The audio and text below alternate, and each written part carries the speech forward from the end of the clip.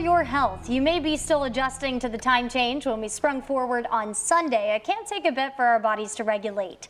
Most people want to do away with the twice-a-year time change, but from a health standpoint, the annual tradition to daylight saving time is associated with a slew of health risks. Dr. David Geier is here to explain. Thanks for waking up early with us. Oh, thank you. So most people hate it when it gets dark early into late fall and winter, but that actually may be better for our health. It seems kind of shocking. Yeah, generally what's best for our health is to set our body cycles, our circadian rhythms based on the sun. Basically, when the sun is directly overhead at noon, you wake up with morning sunlight and then it gets darker early. I know lots of people love the light later in the day, but from a health standpoint, we can talk about all the different health problems with permanent daylight savings time.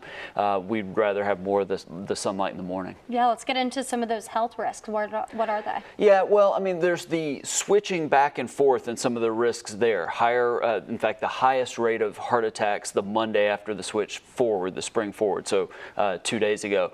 Higher rates of strokes in the 2 days after the move forward.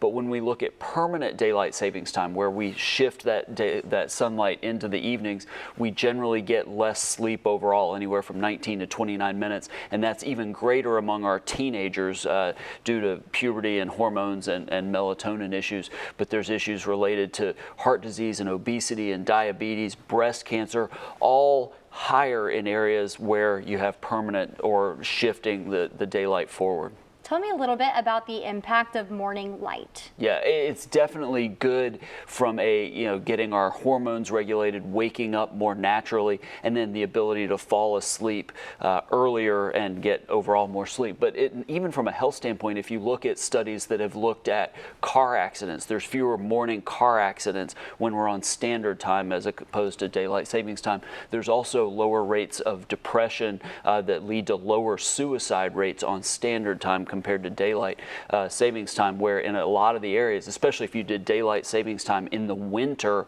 you might have areas that it's still dark at 8:30, 9 a.m. And so cutting the mental health issues would certainly be a good thing by sticking to what's natural for our bodies. And you just talked a lot about stress. What impact does this have on cortisol levels? Well, and that's where the shift becomes so dangerous, the abrupt changing forward, and where if we're going to mitigate that, people suggest sort of gradually getting your bodies adjusted. So maybe trying to go to sleep 15 minutes earlier on 3 or 4 consecutive nights, resisting the temptation to push your dinner back just because the sunlight's out longer.